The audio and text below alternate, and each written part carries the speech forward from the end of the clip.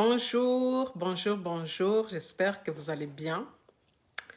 J'espère que vous passez un très bon début de semaine.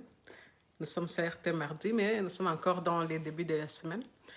Alors, aujourd'hui, je vais faire un très, très grand pas et je vais vous raconter mon histoire. Je vais commencer par mon histoire, mais aussi, je vais faire un plus grand pas encore, mais je vais raconter aussi plusieurs histoires au fil des jours. C'est-à-dire que je me suis lancé un challenge de partager 365 histoires en live.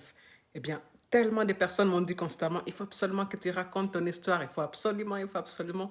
Et donc, je me suis dit, il faut absolument que je les fasse. Et donc, et aussi que j'honore mon histoire parce que c'est par quoi je suis passée. Eh bien, c'est quelque chose d'assez inspirant, ça m'a rendue beaucoup plus forte et il faut absolument que je partage avec le monde. Voilà pourquoi j'ai fait ces challenges.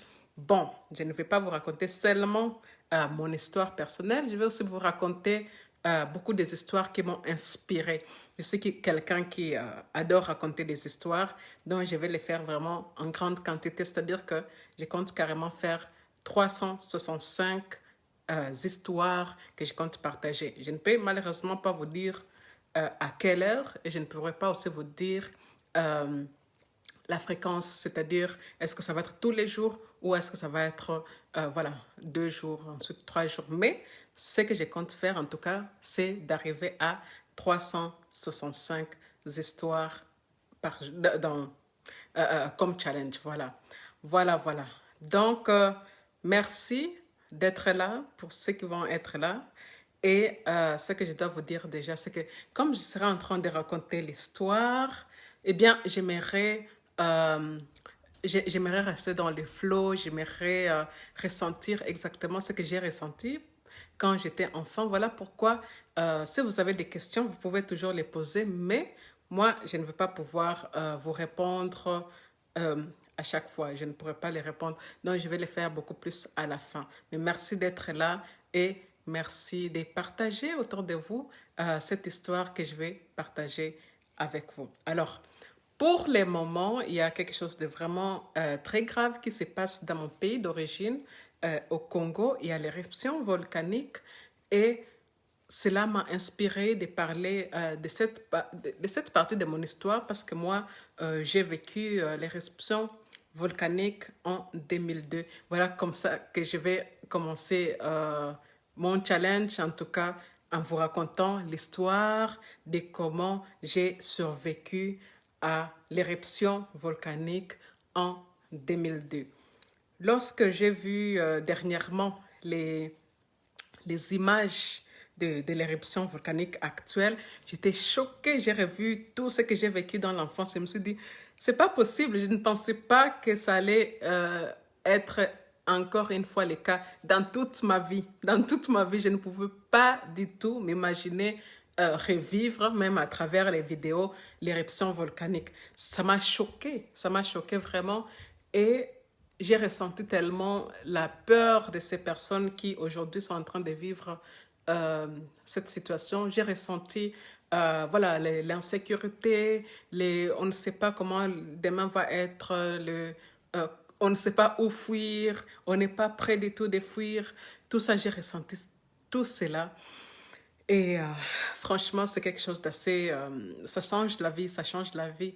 Et j'aimerais vous raconter donc moi, mon histoire. Alors, comme je vous disais, et puis bon, je vais aussi me présenter, je m'appelle Patience, je suis coach en transformation personnelle, j'habite en Allemagne et ma mission que je me suis donnée, c'est d'aider les femmes entrepreneuses spirituelles à entrer dans leur zone de miracle. Ce que j'appelle zone de miracle, c'est vraiment dans leur zone de génie où les choses se passent dans les flots.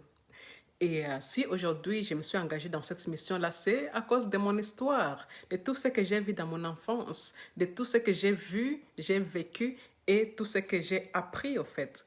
Et l'histoire de l'éruption volcanique fait partie de moi et fait partie de cette personne aujourd'hui qui vient et qui va vers les femmes entrepreneuses ici et qui leur conseille. C'est parce que j'ai vécu des choses aussi.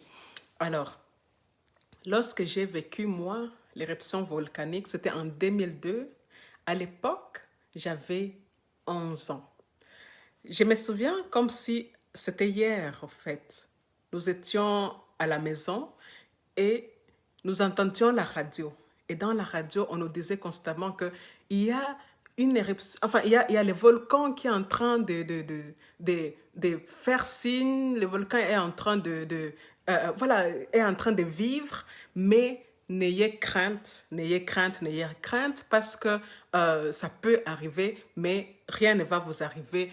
On nous disait carrément, vous pouvez vous sentir comme les poissons dans l'eau. C'est comme ça qu'on nous disait à l'époque. On disait, ne vous inquiétez pas du tout. Et on commençait, au fur et à mesure que le temps passait, voir de loin comment les laves étaient en train de couler. On disait, mais comment ça s'est fait que on nous dit à la radio de ne pas du tout nous inquiéter, mais on est en train de voir que l'éruption volcanique est en train d'avoir lieu, en fait. Il y a des laves, en fait. Et on n'avait jamais entendu parler. On avait un volcan, le Nyiragongo, mais on ne savait pas du tout... on ne savait pas du tout que ça pouvait un jour, voilà, commencer vraiment à entrer en éruption.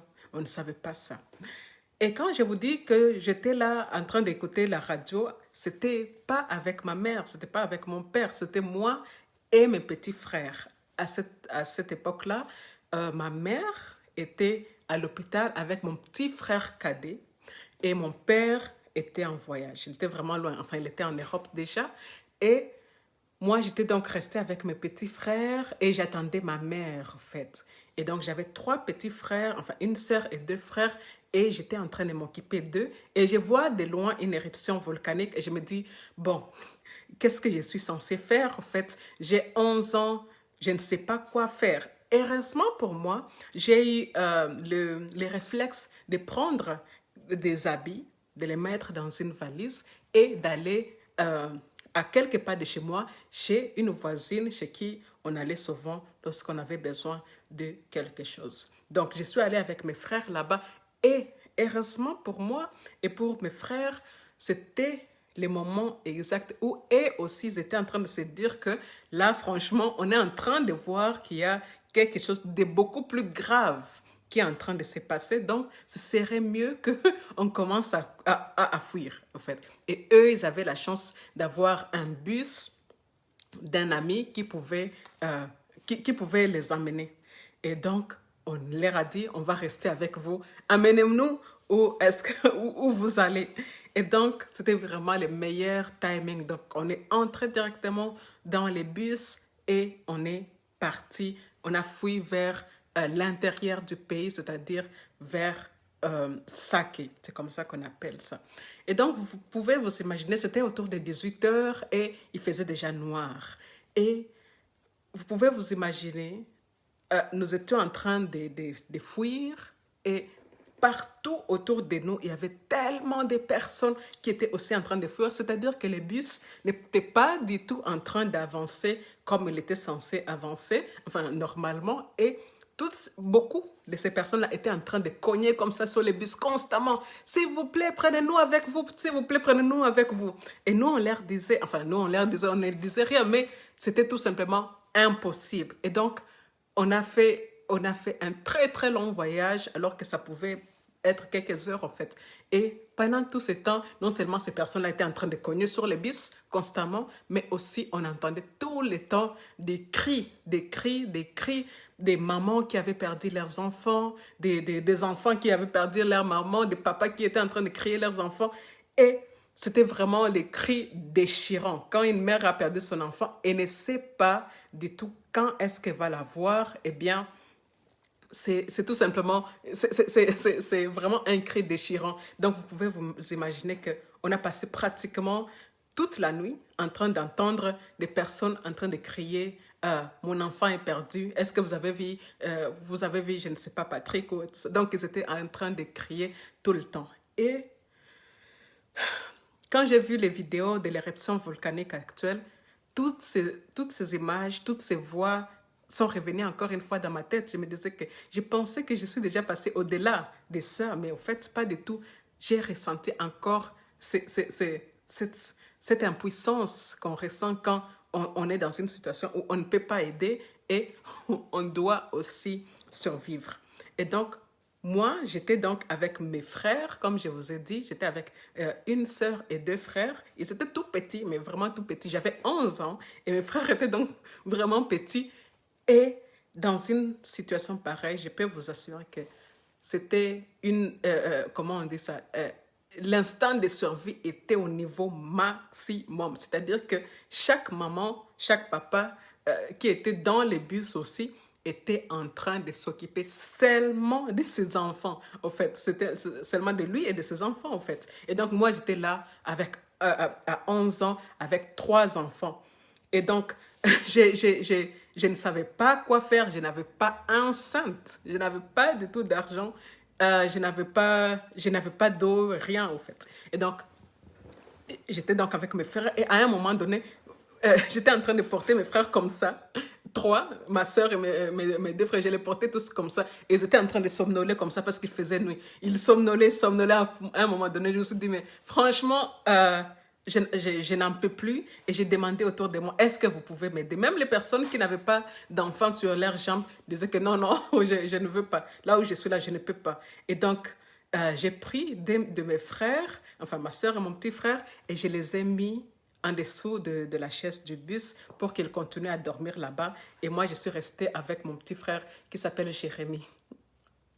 D'ailleurs, parfois, je leur dis, quand vous serez riche là, il faut absolument que vous m'achetiez des voitures parce que les choses que j'ai vécues avec vous, franchement, il faut vraiment avoir une force extraordinaire pour pouvoir les faire. Donc, c'est ça. Et donc, on est arrivé dans la petite ville qu'on appelle donc Sake. Et quand on est arrivé là-bas, on a eu beaucoup de personnes qui étaient en train de nous proposer des choses à acheter et à manger, que ce soit des maïs, des arachides, de l'eau à boire et tout. Mais je n'avais pas d'argent. Je ne pouvais donc rien acheter. Et je ne pouvais aussi, enfin personne ne pouvait me donner, ne voulait me donner quoi que ce soit. Donc on est resté là, affamés. Et comme il n'y avait pas de place où rester dans cette petite ville, on a continué encore à l'intérieur du pays et on est allé dans une autre petite ville. Le nom m'échappe maintenant. Et dans cette petite ville, là, on a eu la chance de tomber sur une école qui avait été mise à disposition pour nous. Donc, enfin, pour nous avec les bus, mais avec beaucoup plus d'autres personnes qui étaient venues aussi, qui étaient allées jusque là-bas aussi pour pouvoir rester là-bas. Et donc, on a couru tous dans cette école-là, qui était vraiment une école en très mauvais état, mais et on nous avait donné seulement des bâches.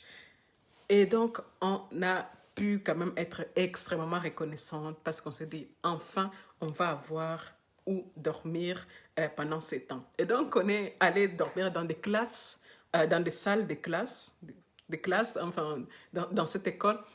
Et c'était à peine si on pouvait dormir parce que on s'était à peine couché qu'il fallait absolument sortir dehors en courant. Et vous savez pourquoi? C'était parce qu'il y avait des tremblements de terre.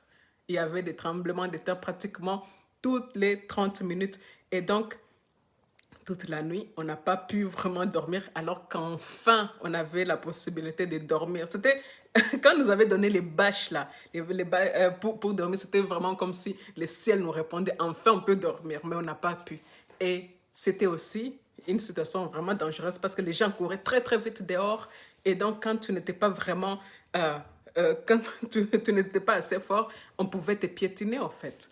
Mais j'ai vraiment eu la chance que j'ai réussi vraiment à chaque fois à sortir très rapidement avec mes frères. Et moi aussi, là, l'instinct de survie était vraiment à son maximum, en fait. Et donc, on a vécu comme ça, dans cette petite ville, dans cette école, pendant au moins 3 jours. 3 jours avec mes frères en bas âge, sans manger, en buvant seulement de l'eau parce qu'il y avait un robinet à côté et ce n'est que ça qu'on pouvait se permettre en fait. L'eau était gratuite. Mais voilà, toutes les autres, enfin, beaucoup de personnes avaient la possibilité de manger parce qu'elles pouvaient acheter des choses. Moi, je n'avais rien.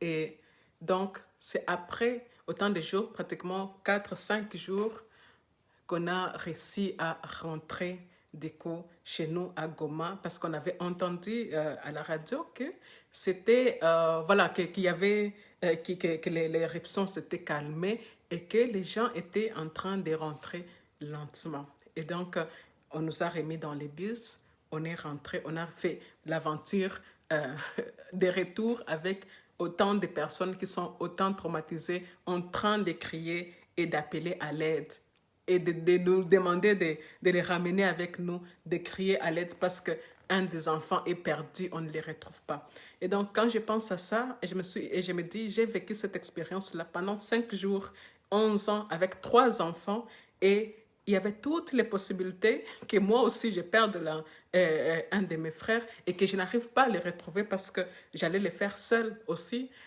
Et j'ai réussi à les faire. J'ai réussi à les faire et je suis rentrée avec mes frères, avec tous mes frères. On est rentré à la maison.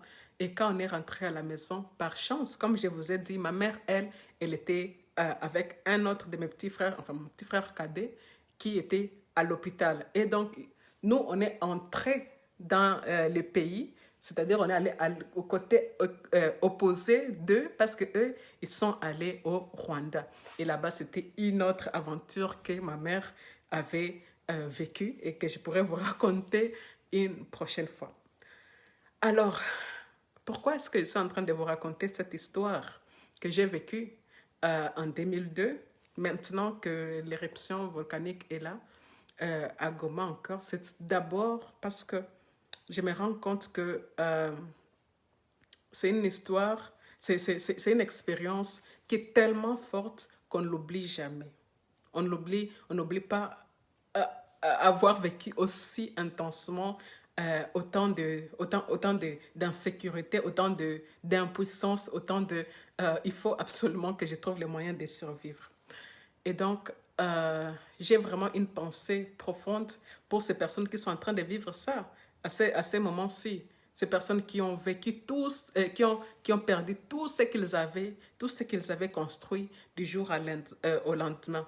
Quand j'ai regardé des vidéos, ça m'a tellement attristé parce que j'étais en train de ressentir cette peur. Et vous vous imaginez, j'ai ressenti ça. Et ce sont des personnes, ce sont comme mes frères, les gens de ma famille, ils parlent dans ma langue et ils s'exclament, ils pleurent comme moi je pleurerais dans ma langue, en fait. Donc, ça m'a rendu vraiment extrêmement triste. Et la deuxième chose, pourquoi est-ce que je vous raconte cela, c'est que moi, je crois aux miracles. Et je crois que les miracles, ce n'est pas forcément Dieu qui descend et qui fait des choses, mais c'est vraiment nous, les êtres humains, c'est par chaque geste que nous faisons hein, que les miracles s'opèrent. C'est par, c'est par les côtés positifs qu'on choisit d'apporter dans le monde que les miracles s'est fait, au fait. Donc, c'est vraiment pour cette raison. Et pour la troisième raison, c'est parce que vraiment, quand les gens me parlent et me disent, patience, toi, tu es toujours souriante. C'est comme si la vie pour toi est toujours facile et tout, et tout. Je dis toujours, oui, c'est avec plaisir que je souris. C'est avec plaisir que je souris. Mais ce n'est pas parce que ma vie est nécessairement beaucoup plus facile que la vôtre, mais c'est tout simplement parce que j'ai choisi de voir les bons côtés de chaque chose, de chaque expérience que j'ai vue. J'ai choisi vraiment ça. C'est une décision que je prends clairement. C'est vraiment, je le dis à haute voix, je choisis en fait. Et je fais tout mon maximum pour être constamment aligné à ces choix-là, de voir les bons côtés dans tout ce que l'on vit. Donc c'est ça, je vous ai raconté mon histoire de comment j'ai vécu cette éruption volcanique. Et vraiment, ayez en pensée ces personnes qui sont en train de vivre cette situation-là. Pour le moment, l'éruption s'est plus ou moins calmée, mais les tremblements de terre sont constants et la plupart des personnes sont en train de dormir dehors. Et c'est vraiment, voilà, c'est vraiment une situation qui n'est pas du tout plaisante et qui, voilà, qui demande beaucoup d'énergie. Et je vous invite vraiment à avoir une pensée pour ces personnes-là. Voilà, voilà. Ma première histoire est faite. Comme je disais au début, c'est que j'ai choisi de vous raconter mon histoire, mes histoires en live. Je vais faire donc 365 jours de live, enfin live Facebook, mais après je vais repartager les mêmes vidéos, que ce soit sur YouTube ou bien sur mes autres réseaux. Je vais reprendre la même chose et enfin je vais repartager la même chose. Et donc, si vous me suivez à partir du replay, franchement, merci. Et je vous dis donc à la prochaine pour l'histoire numéro 2. Ah, mais j'ai oublié. Est-ce que vous avez des questions? Peut-être si vous avez des... Bonsoir, Peggy. Ah, bonsoir, parce qu'ici chez moi, c'est bonsoir. Bonsoir, réserve de l'éternel. Bonsoir, Maman Marthe. Si vous avez des questions, avec plaisir, parce que justement, ce que j'avais dit, moi, c'est que comme je vais vous raconter des histoires, je n'ai pas vraiment la possibilité, enfin, je n'arrive pas encore à les faire, que je sois dans les flots. Après, je dis bonjour. Oui, je vais répondre à cette question. Je n'arrive pas à rester dans les flots. Donc, pour moi, ça va être plutôt euh, à la fin que je vais vous répondre. Mais si vous avez des questions, je vous invite à me les poser maintenant ou sinon en replay si vous les voyez plus tard. Et je vous dis à bientôt. Alors, s'il n'y a pas de questions, ou alors j'attends.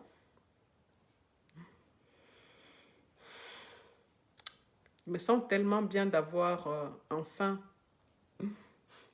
Love you.